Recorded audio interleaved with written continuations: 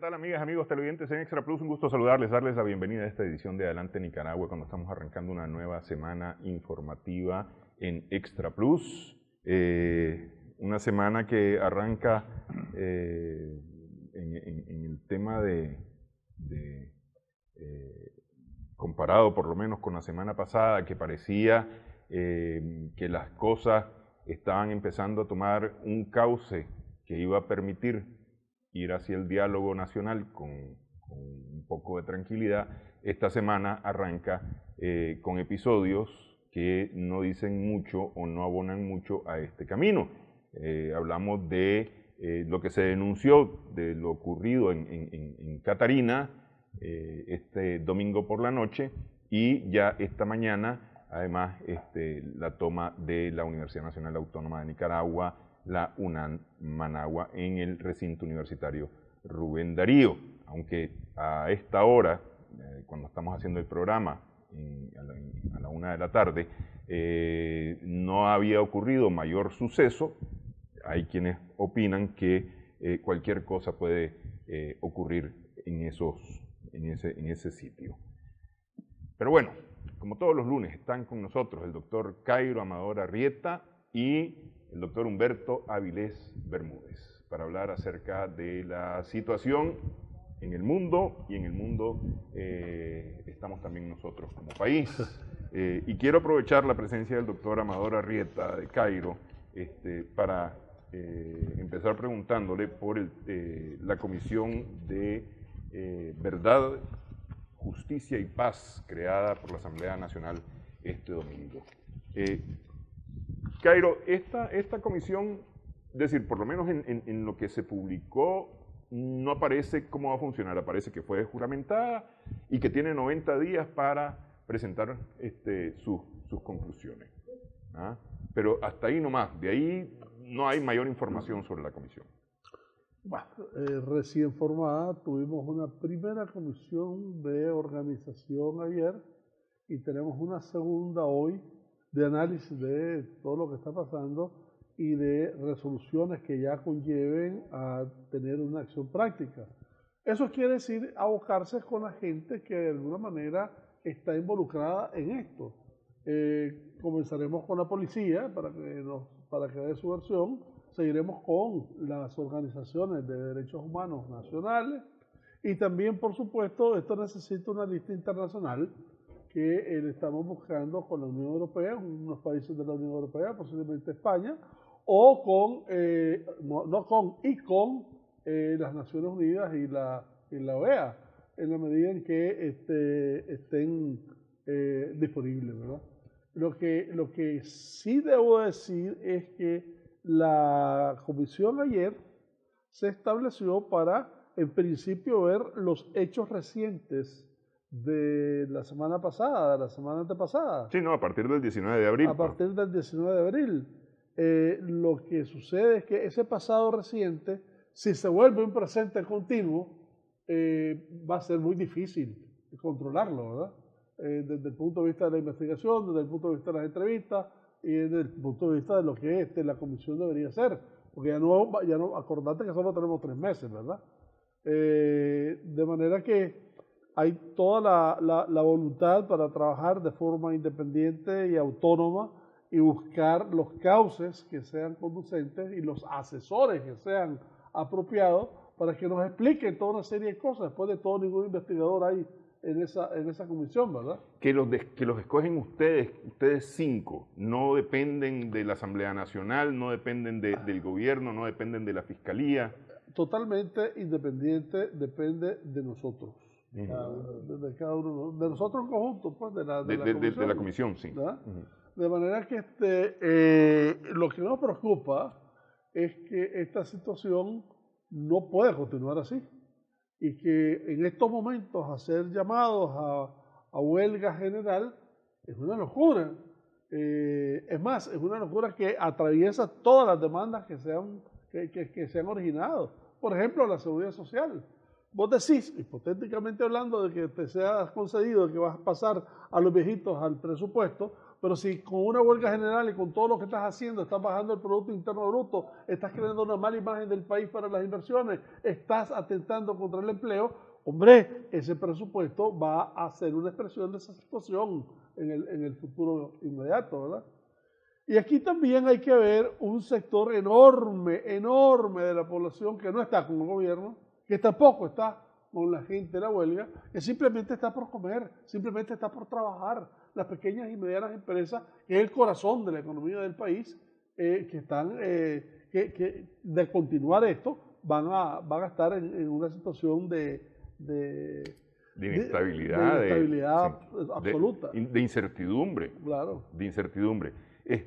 A ver, en materia de derechos humanos, que es el tema principal, me parece a mí que se está demandando para la investigación de la comisión, el único que tiene alguna experiencia sería el procurador Jarquín Ortel, porque de ahí los otros 4 en ese sentido son... La doctora Cunningham tiene experiencia en materia de derechos de los indígenas. Antes ella es la que coordina, si no me equivoco, la Comisión de Asuntos Indígenas, no sé si es el nombre exactamente. Sí, pero es la comisión como tal la que va a asumir las decisiones de todo, ¿verdad? Y nos vamos a asesorar con gente de afuera, por supuesto. En la medida en que tengamos esa visión y reconozcamos de que partimos de menos de 0 en credibilidad, por ejemplo, tenemos que remontar esa situación y en la medida en que logremos resultados vamos a asumir y a tener credibilidad en cuanto a los criterios que se emanen de esta comisión. Por ello es que es fundamental que sea transparente, que tenga una comunicación constante con los medios, que invite a todos los actores sociales del país y que, por supuesto, tenga esa lista internacional que va a ser coadyuvante a su labor. Ok, 3 meses, de alguna manera es poco tiempo pues, para poder hacer una investigación, pero lo cierto es que el país en este momento está demandando para ayer estos resultados. Así es, esto debe haber sido del 19 al 20 de abril, ¿verdad? Yo creo que además los tiempos del diálogo nacional se han retrasado mucho. Además, sí. Totalmente cierto. Porque hubo una respuesta muy clara de parte del gobierno el jueves pasado a la comparecencia, la conferencia de prensa de la conferencia episcopal, donde compareció el cardenal Breno y el obispo Álvarez en Matagal. Muy clara que les dijeron, porque el gobierno dijo a través de la vicepresidenta, y está dicho y escrito. Cuando quieran, les agradecemos a la conferencia episcopal para iniciar cuando quieran, en que les quieran, si les quieren. Porque lo único que se sabe es que va a ser en el seminario de Fátima. Pero no solamente eso. En la carretera sur. Pero no solamente dijo eso. Una cosa muy importante, y me parece a mí que eso es importantísimo, es aceptamos todas las condiciones que ha puesto la conferencia episcopal. Y eso incluía la propuesta que tiene la conferencia episcopal de revisar la política de Nicaragua desde raíz para lograr una democracia auténtica. Esa revisión desde raíz a la que te estás refiriendo y a la que aludió muy claramente de la conferencia episcopal y el gobierno del país en su respuesta, tiene que ver con que el movimiento se demuestra andando.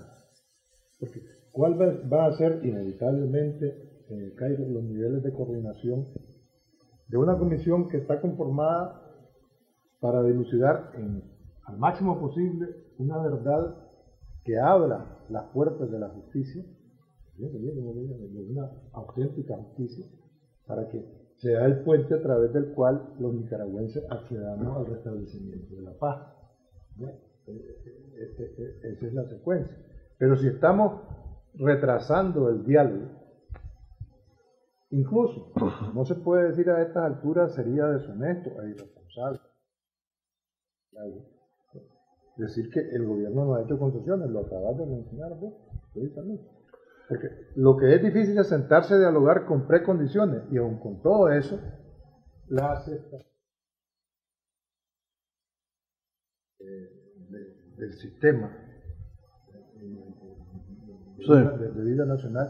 ¿Qué significa? Retomar lo que hace 4 años, cuando se sentaron por primera vez el gobierno con la conferencia episcopal, entonces, en 2014 precisamente, el 21 de mayo se van a cumplir 4 años, es retomarlo actualizadamente.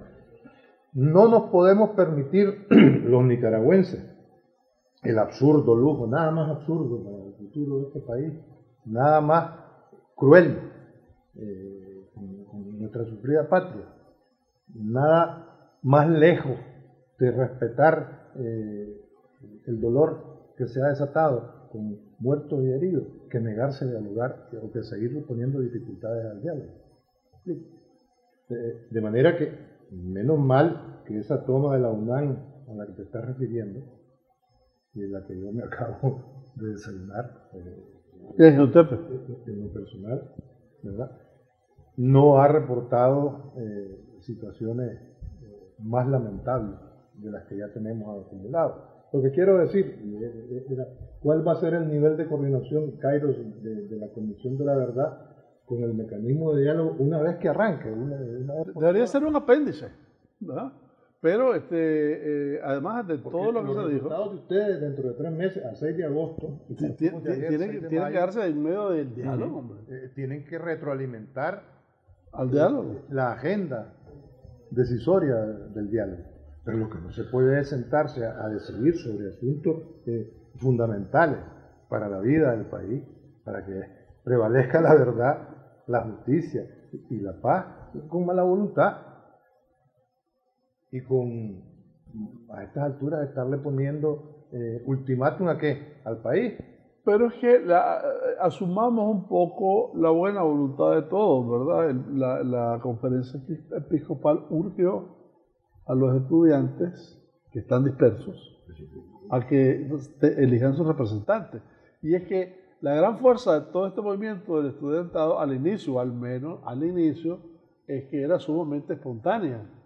Pero en esa espontaneidad residía su fuerza y su debilidad. En términos de organización. Desafortunadamente, a esta altura han perdido espontaneidad y están dispersos. Porque no habían terminado de nacer y de organizarse, ¿ya? Cuando ya estaban divididos. Eso se vio en la misma folio, pues. Bueno, pero yo supondría que cuando un vuelo rasante. Yo supondría que el comunicado de ellos de la semana pasada, creo que fue el viernes o el sábado, no estoy muy seguro de qué día, publicaron un comunicado conjunto del movimiento estudiantil, el movimiento universitario y el movimiento, el movimiento universitario nacional, el movimiento estudiantil 19 de abril y el movimiento universitario 19 de abril, 3 organizaciones. ¿Ah? Un comunicado conjunto en el que dijeron que estaban ya trabajando en la organización de su propuesta. Pero con esto del UNAM, no sé, es decir, el llamado era justamente a no crear situaciones que desestabilizaran el país. ¿Ah? Y la toma del UNAM, de alguna manera, no está abonando en ese camino. Y la de Genotepe. Y lo que pasó ayer en Catarina. Sí. O sea, de nuevo, esto no puede ser un presente continuo, no es bueno ni para la comisión, ni para el diálogo. De alguna manera te desvirtúa lo que deberías estar haciendo. Y prestar el oído sordo al clamor nacional por la paz, porque quien diga lo contrario, ya, independientemente de la intensidad con que lo diga, donde lo diga, o por escrito, o por los medios audiovisuales, quien diga lo contrario no tiene cabida en esta situación. Entonces, ¿qué vamos a hacer? Vamos a proclamar el caos. Por un lado, hoy voy a decir que quiero la paz o que cese la violencia, y este es mi aporte, pero yo sigo cometiendo actos violentos. De continuar así, esa causa justa, que fue el inicio de todo esto, se desvirtuaría. Sí, totalmente. Bueno, vamos a hacer una primera pausa en esta edición de Adelante Nicaragua. Estamos conversando con Humberto Avilés Bermúdez y Cairo Amador Arrieta.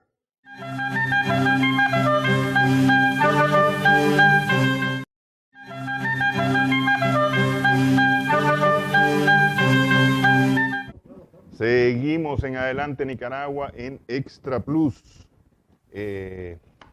Vuelta por el mundo. ¿A dónde empezamos? Bueno, mira, Israel desafortunadamente, aunque se veía venir desde hace mucho, lo que ha hecho es apalear, nunca mejor dicho, los tambores de guerra contra Irán. En una semana que es crucial en la agenda internacional porque es la columna vertebral del mayo nuclear en manos de Mr. Trump. El próximo sábado 12 se vence el plazo para que Trump se pronuncie sobre cuál va a ser la reacción suya, la más imperial de las reacciones, también nunca mejor dicho, sobre si se va a retirar Trump a Estados Unidos unilateralmente del acuerdo que tanto trabajo costó, el acuerdo nuclear con Irán y en el que participaron, además de Francia, Turquía y Siria, o va a proponer enmendar la plana, entiéndase, modificar algunos de los términos del acuerdo nuclear que fue suscrito en su día por Barack Obama. De manera que no hacerlo, y aquí me hago eco de los comentarios de Macron, del presidente francés, ayer precisamente, comentando, valga la redundancia, o dicho sea de paso, el texto que publicó la Unión Europea. La Unión Europea, en síntesis, sostiene que el acuerdo nuclear con Irán y su mantenimiento, su cumplimiento, que ha sido, dicho sea de paso, satisfactorio por parte iraní, es la mejor manera de frenar a Irán como potencial amenaza nuclear. Un porcentaje de radioactividad, de materiales con los que está trabajando Irán, tiene. Entonces, volviendo a Macron, él avisaba ayer de que si se llega a cancelar el acuerdo nuclear, unilateralmente se va a los Estados Unidos, dice que no sirve para nada y hay que desconocerlo, como ha venido comentando en más de una ocasión Mr. Trump. Lo que estaría ocurriendo es ni más ni menos que abrir una caja de Pandora que podría conducir a una guerra más abierta, no solamente en el Medio Oriente, ¿no? Pero aquí el asunto es, ¿realmente Irán está trabajando esta amenaza nuclear como dice Israel o es al peso de la lengua de Israel? Mira, Si se atiene a la Comisión Internacional, Cairo te puede comentar qué es lo que ocurre. el Netanyahu dio una declaración de prensa internacional el 2-3 de mayo en donde dice tener 55,000 documentos escritos y 55,000 documentos contenidos en más de 83 CD, ¿verdad? En donde prueba con amplitud que Irán mintió al momento de hacer el pacto y que siempre ha tenido y está prosiguiendo su capacidad para armarse nuclearmente. En el año 2015 negó que tal programa existía. El programa es el programa Ahmad, del que ya se ha hablado mucho, pero ahora que el primer ministro Netanyahu diga e involucre directamente a la inteligencia israelita, que de todo puedo decir que menos que es mala, le da otra dimensión a todo este asunto. Y esa dimensión se ve todavía reforzada por el hecho que el Knesset, el Parlamento israelita, cambió la manera de cómo se puede declarar la guerra. Antes la guerra se declaraba con el gabinete completo y con el Parlamento.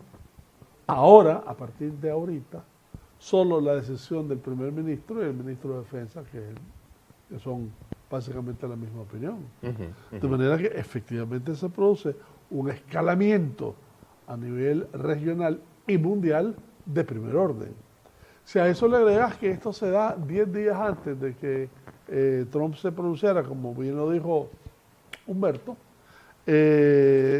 la respuesta de Trump fue cualquiera que sea el mensaje contra Irán, dice, cuidado también es contra Corea del Norte. Y ahí ya unió a los dos, ¿verdad? Pero es que justamente, a ver, con Corea del Norte, y quiero que lo toquemos en un momento, con Corea del Norte ya salió Kim Jong-un a decir que está provocando el presidente Trump después de haber estado tan en buenos términos. Y eso quiero que lo toquemos en un momento para que terminemos la parte de Irán. Lo interesante es que dos personajes del poderío norteamericano ya han visitado antes del 12 a Israel.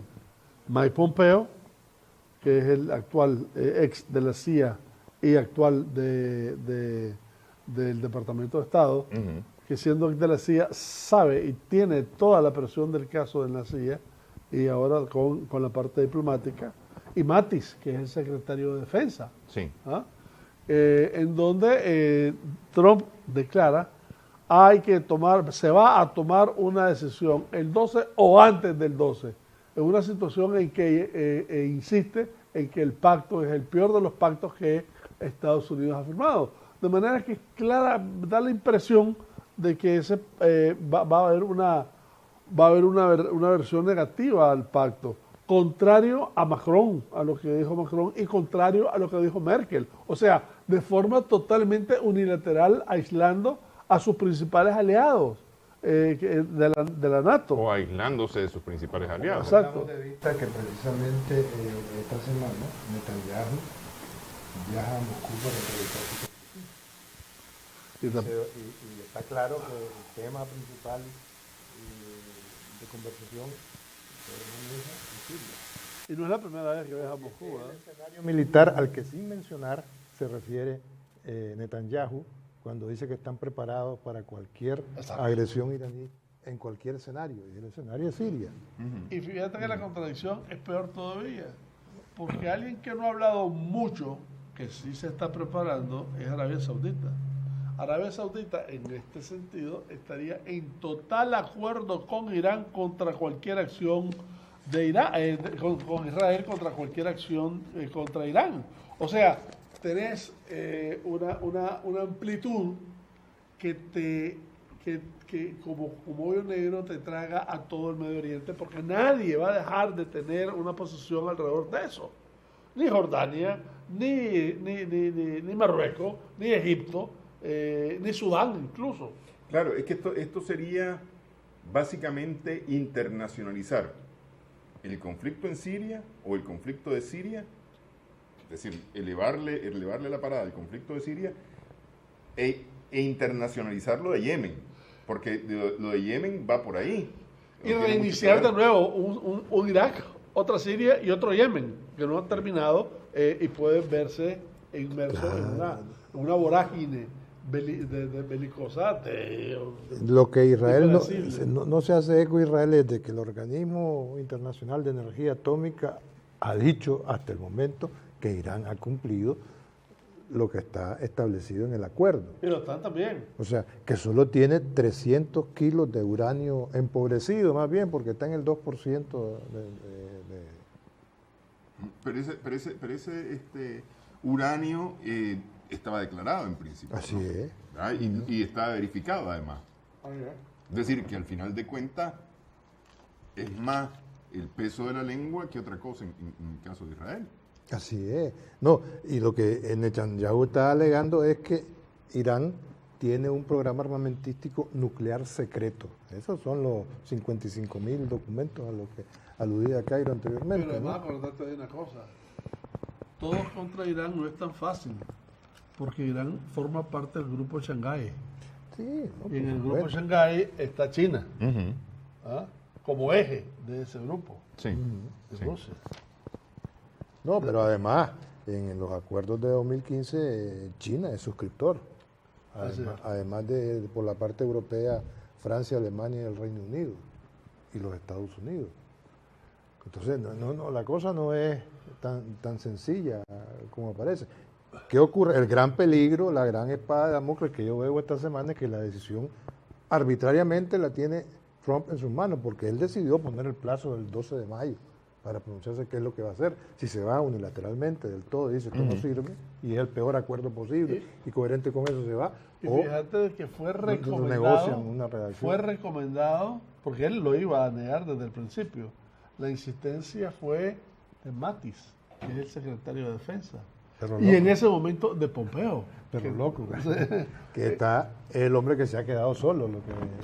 Todos los analistas, Zakaria, que lo citamos mucho aquí, el del New York Times, dice que la soledad de Perro Loco es tremenda. Porque después de que se fue Tillerson, y como están las cosas, y con Kelly, todo tirante, y el cerco cerrándose, la filtración del cuestionario de 50 preguntas que Mueller tiene preparada, el fiscal especial para Trump. Lejos de distensionar el ambiente o la capacidad decisoria de Donald Trump, en este caso, lo que ha hecho es todo lo contrario. Así que, aparte de que la bolsa sufrió un gran golpe el mes pasado, como se ha recuperado. El desempleo bajó, la inflación subió un poco. No puedes decir ninguna de estas tres variables en definitiva, porque es el comportamiento de un mes. Pero si esto continúa así y vienen las agresiones y las medidas económicas contra China, etcétera, ¿verdad? Es de prever, como los chinos lo dicen, de que esto va a no solamente endurecer las relaciones económicas, sino que a causar daños a ambos. Bueno, hacemos pausa en esta edición de Adelante Nicaragua.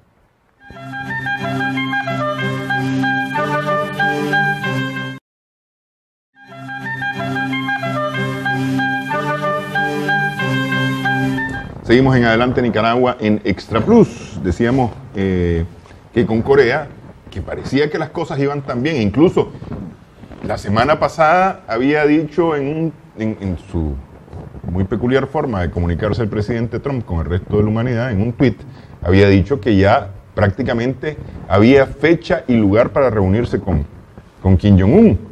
¿Ah? Y el fin de semana, Kim Jong-un dice que está provocando innecesariamente el presidente Trump. Es que tiene que ver con el acuerdo nuclear. La provocación va por ahí. Y dándole cancha a esas declaraciones de Netanyahu.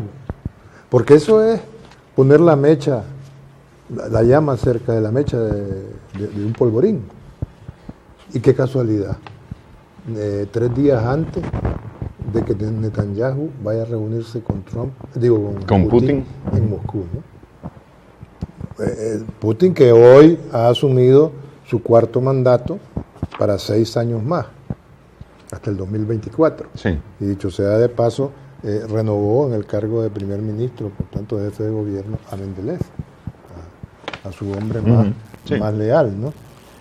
Mientras, el día de hoy, el presidente de los ricos, como no le gusta que le digan, yo creo que en el fondo debe gustarle, a Monsieur Macron, cumple 1 año de haber ganado las elecciones, contra todo pronóstico.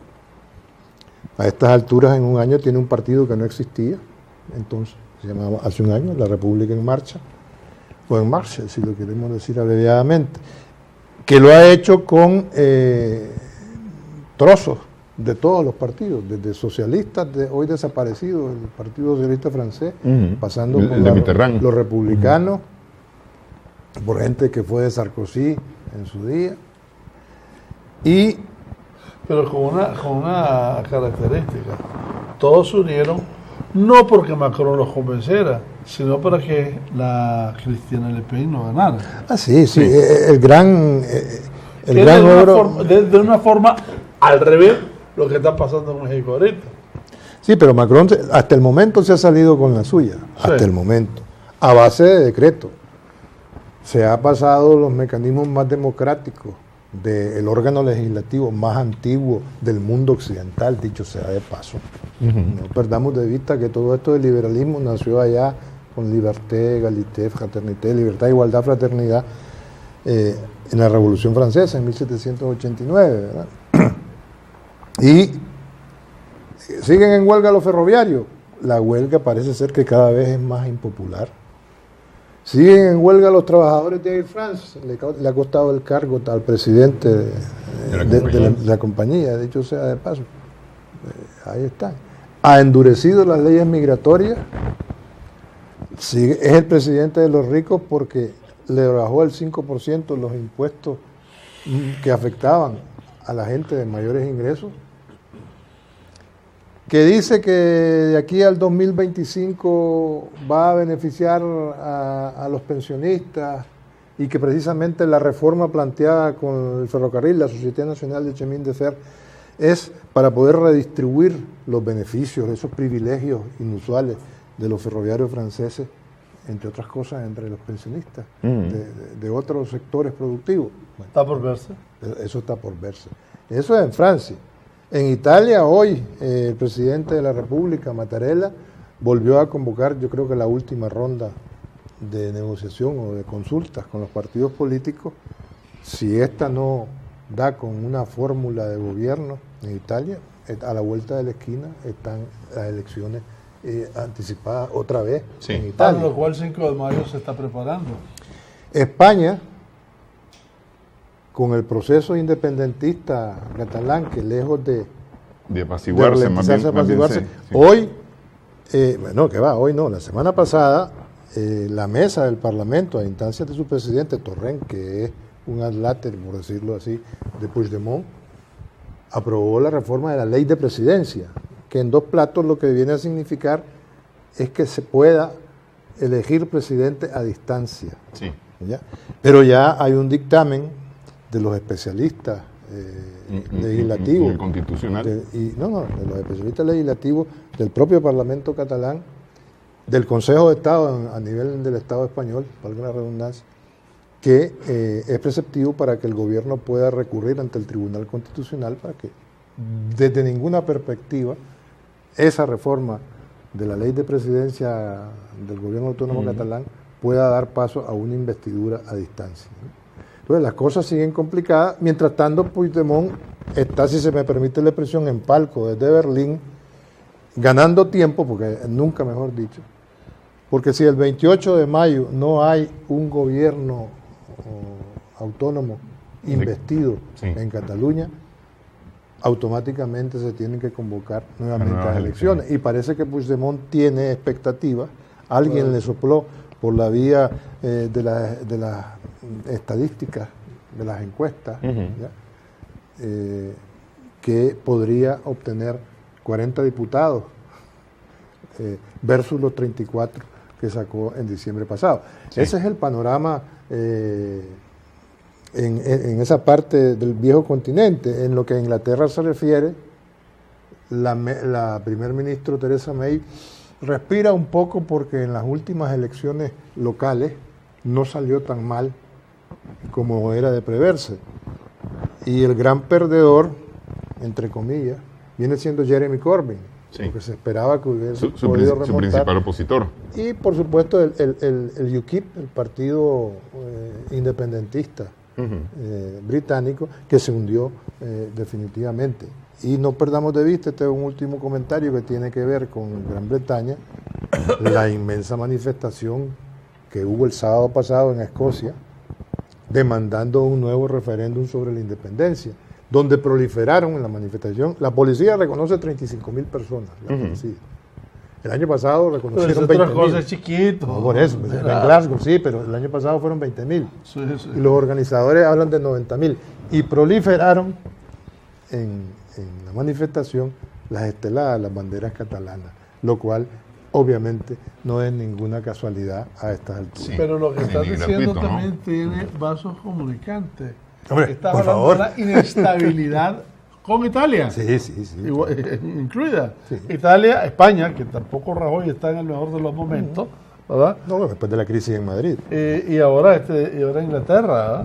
Sí. Y un primer año de Macron que llega sin tener muchas relaciones con su parlamento y que tiene parada 3 huelgas, tiene a la par huelgas que son muy significativas y que están sin resolverse. Y para ponerle la guinda, como suelen decir los españoles, al pastel, por primera vez en la historia del Premio Nobel de Literatura no se va a entregar este año. Sí, Por el escándalo de abusos sexuales que tenía involucrado a Arnaud, El fotógrafo. un fotógrafo y escritor francés, casado con la ex secretaria de la Academia Sueca, que renunció también. O sea, Sí. de los 18 académicos han renunciado 7.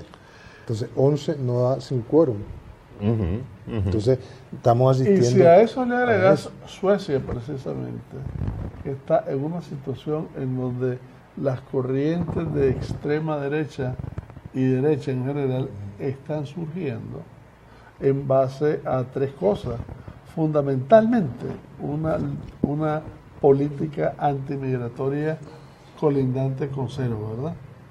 Segundo, con una aspiración de mayor independencia de la Unión Europea, no necesariamente alejarse, pero tener una mayor política económica alrededor de su propio país.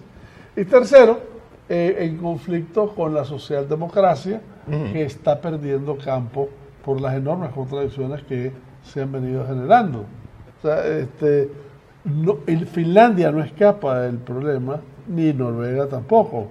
Y en Finlandia hace rato el presidente de la Asamblea llegó a decir de que el Islam no es compatible con Occidente, para decirlo de forma más clara, ¿no? Sí.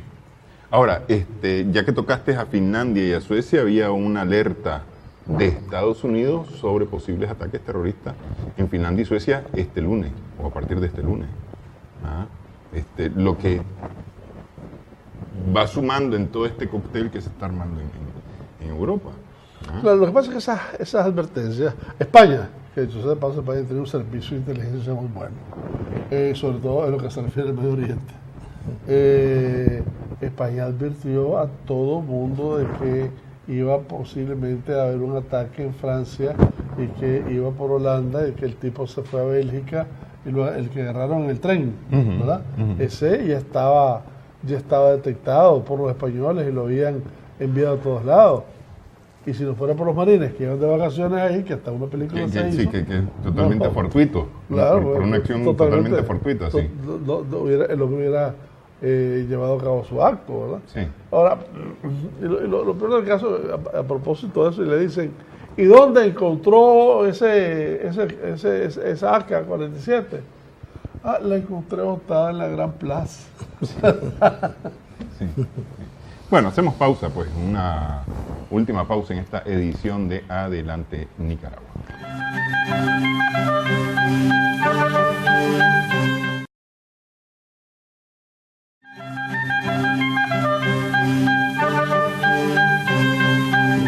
Seguimos en Adelante Nicaragua en Extra Plus. Cairo Amador ha tenido que retirarse.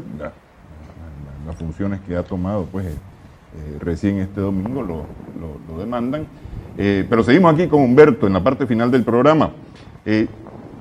Vienen elecciones para México, ya julio. Ahorita en julio vienen elecciones para México. Estamos a un mes y un pedacito más para las elecciones de México y se está jugando todos contra Andrés Manuel López Obrador. Bueno, pero parece que eso es algo más que una consigna. Entiendo que ya se unieron el PAN y el PRD. Y el PRI está dispuesto a unirse. El PRI y el PAN están dispuestos, el PRI y el PAN, que son antagónicos, están dispuestos y el PAN y el PRD, ¿qué me decís? Bueno, además del PAN y el PRD. No en balde, AMLO salió del PRD. Sí. ¿Ya? Y formó tienda aparte, ¿no? Entonces, esto complica el panorama electoral a escasos 2 meses de las elecciones, ¿no? 2 meses y días, pues, de las elecciones en México. Elecciones que siguen encabezando, por lo menos en intención de voto en las encuestas, Andrés Manuel López Obrador, y con una ventaja todavía amplia, aunque se ha venido reduciendo esa ventaja, pero continúa siendo una ventaja amplia. Sí, todo el mundo se ocupa, todo el mundo, quizás sea decir demasiado, pero la mayoría de los comentaristas mexicanos suelen hacerse eco de las equivocaciones de AMLO. Sí. Que tienen una traducción en ese descenso de la intención de voto a su favor, ¿no? Pero es que es parte del todo contra AMLO. Exactamente. Recordábamos hace poco, al comenzar el programa, que precisamente nosotros coincidimos en esa percepción a futuro el año pasado, de que al final, utilizando una expresión muy popular, todas las fuerzas políticas, excepto Morena, se iban a unir para echarle la vaca, popularmente hablando, a AMLO, y es lo que está ocurriendo hoy por hoy, ¿no? Que incluso llegó a hacer una intención de reforma a la ley electoral, porque te acuerdas que estaban proponiendo que en vez de una sola vuelta, que es lo que existe actualmente, se fueran a segunda vuelta. Y tenía nombre y apellido, que AMLO no gane. Pero a propósito de AMLO, de México, de lo complicado del panorama electoral frente a las elecciones próximas de julio en los Estados Unidos mexicanos, el vecino del norte, el inevitable vecino del norte, yo leí un artículo muy interesante que quizás podamos ampliar sobre él en el próximo programa, de Fareed Zakaria precisamente, donde dice que este mayo nuclear de Trump está asignado por una estrategia que tiene que ver con una caravana electoral. Y lo dice a propósito de los reiterados comentarios de Donald Trump sobre el tren de los migrantes centroamericanos que llegó a la frontera. La caravana de protesta. ¿No? Menos bonito, les ha dicho de todo, ¿no? Entonces Zakaria hace una lectura muy interesante en la cual tengo que ahondar, dicho sea de paso, como comentábamos antes, de que esa visceralidad antimigrante está en clave electoral, sobre todo para las elecciones de medio término. Porque tampoco es ninguna casualidad que en torno al famoso muro fronterizo, que Trump ha dicho una y otra vez que lo van a terminar pagando los mexicanos, y se lo restrega cada vez que puede a Peña Nieto, dicho sea de paso, está en clave electoral precisamente de cara al medio término, porque la mayoría de los legisladores republicanos están a favor de la construcción del muro. Es una de las lecturas que no deja de ser bastante interesante sobre esa problemática, ¿no? Habrá que ver hasta dónde lo que resta de mayo y la evolución de los acontecimientos y su desarrollo mismo, la situación de si se confirma o no la cumbre con Kim Jong-un, a pesar de los comentarios, si se logran limar todas las asperezas, de los comentarios del dirigente norcoreano de por qué está provocando Trump, ¿no? Y si la decisión del próximo 12 de mayo, si es que no la adelanta Trump, ¿verdad? Con respecto al acuerdo nuclear, es o no la menos dañina, la menos sorpresiva, recordando la advertencia del presidente francés de ayer de abrir una caja de Pandora que podría conducir a una guerra mundial ya más abierta. Pues. Sí. Porque si recordamos la tesis sostenida por su santidad Francisco, el Papa Francisco, la Tercera Guerra Mundial comenzó. Ya empezó y hizo una pequeña guerra. Hace ya rato, sí. ¿No? En esa atomización bélica que padece la humanidad, ¿no? Y que desafortunadamente hasta la fecha nos agarró fuera de base a los nicaragüenses con una espiral de violencia cuyas consecuencias hay que ponerle remedio lo antes posible, ¿no? Por la vía del diálogo, que es la mejor manera de construir la paz. Paz necesaria para poder hablar con nuestros vecinos del sur. Así es. Que este martes toma posesión el presidente Carlos Alvarado, el más joven en la historia sí, republicana de Costa Rica. Con el parlamento más joven, entiendo yo también. Y con por primera vez una mujer vicepresidenta. Y una mujer afrocaribeña. Sí, la Campbell Barr, Eli Campbell Barr. Y con un gabinete de gobierno no solamente paritario en lo que a hombres y mujeres se refiere, sino con predominancia de la juventud, sí, según tengo entendido, ¿no? Bueno, ojalá que los vientos que soplen en las relaciones bilaterales con nuestra hermana del sur sean los más favorables. Bueno, hasta ahora las declaraciones pre-toma de posesión del presidente Alvarado han sido positivas en el tema de la relación con Nicaragua, es decir, como un socio, incluso lo reiteró la vicepresidenta también, ven a Nicaragua como un socio con el que hay que trabajar y con el que hay que tener la mejor relación para poder trabajar. Ojalá que eso así sea, sí, y se demuestre con hechos tangibles poco a poco, ¿no? Sí. Bueno, yo creo que por ahí más o menos, porque si nos metemos a otro tema no terminamos. No terminamos, y además ya el tiempo ya nos alcanza, ¿no? Y ya no nos daría tiempo para tocar un tema más. Gracias, Cairo. Gracias por la asistencia. Vos, Humberto, Cote. Gracias también a Cairo, en ausencia. Gracias, Humberto. Gracias también a nuestras amigas, amigos televidentes por su sintonía en esta edición de Adelante Nicaragua. Esperamos que el programa haya sido de provecho para ustedes.